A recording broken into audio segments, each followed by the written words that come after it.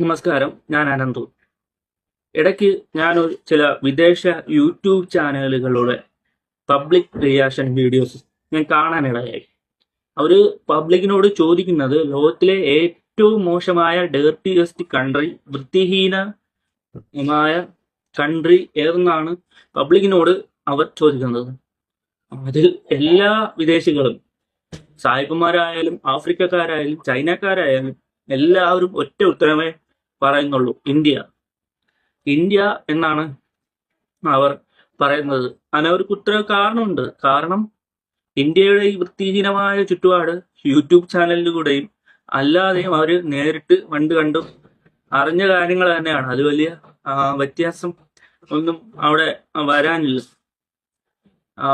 ഇത് ഇന്നും ഇന്നലെ അല്ല, വർഷങ്ങൾക്ക് മുന്നേ ഈ ഒരു ചുറ്റുപാട് തന്നെയാണ് ഇന്ത്യയിലെ പല സ്ഥലങ്ങളിലും നമ്മൾ കണ്ടുവരുന്നത്. പക്ഷെ സർക്കാരും മറ്റുള്ള മേഖലകളും മാക്സിമം എഫേർട്ട് ഇതിനു വേണ്ടി അവരെടുക്കുമ്പോൾ പൊതുജനം തന്നെ വീണ്ടും പഴയ അവസ്ഥയിലേക്കാണ് ഇതുകൊണ്ട് എത്തിക്കുന്നത്. ഇന്ത്യയിലെ പല സ്ഥലങ്ങളിലും ഇന്നും അഴുക്കും ചെളിയും വേസ്റ്റുകളും ഒക്കെ നിറഞ്ഞ സ്ഥലങ്ങൾ തന്നെയാണ് ഇപ്പോഴും ഉള്ളത്.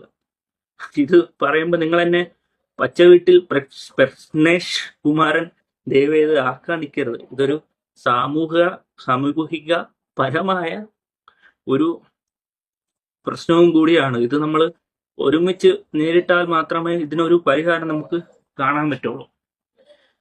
എൻ്റെ തന്നെ നാളെ തിരുവനന്തപുരത്ത് ചില സ്ഥലങ്ങളിൽ ആറുകളും തോടുകളും ഉൾപ്പെടുന്ന ഒരുപാട് സ്ഥലങ്ങളിൽ കോഴി വേസ്റ്റ്, ഡൈപ്പർ, മലം എന്നുവേണ്ട എല്ലാ അസുഖങ്ങളും ഉണ്ടാക്കുന്ന തരത്തിലുള്ള വേസ്റ്റുകളും കിടക്കുന്നത് ഞാൻ കാണുന്നുണ്ട്. ഇത് കാണുമ്പോൾ തന്നെ ഞാൻ അത് കോർപ്പറേഷനെ വിളിച്ച് പറയും. അവരത് 2 ദിവസത്തിനകം അവരുടെ എഫേർട്ട് എടുത്ത് അവരത് ക്ലീൻ ചെയ്യുന്നുണ്ട്. അവരിതിനു വേണ്ടി മാക്സിമം ട്രൈ ചെയ്യുന്നുണ്ട്. ഇല്ല എന്ന് ഒരിക്കലും പറയാൻ പറ്റില്ല.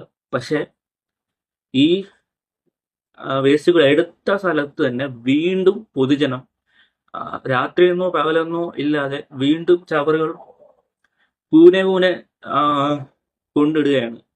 ഓക്കെ, നമ്മുടെ പരിസരം സൂക്ഷിക്കേണ്ടത് നമ്മൾ തന്നെയാണ്. ഓക്കെ, എന്നാൽ മാത്രമേ നമ്മൾ നാടും രാജ്യവും എല്ലാം നല്ല രീതിയിൽ പോവുകയുള്ളൂ. ഓക്കെ.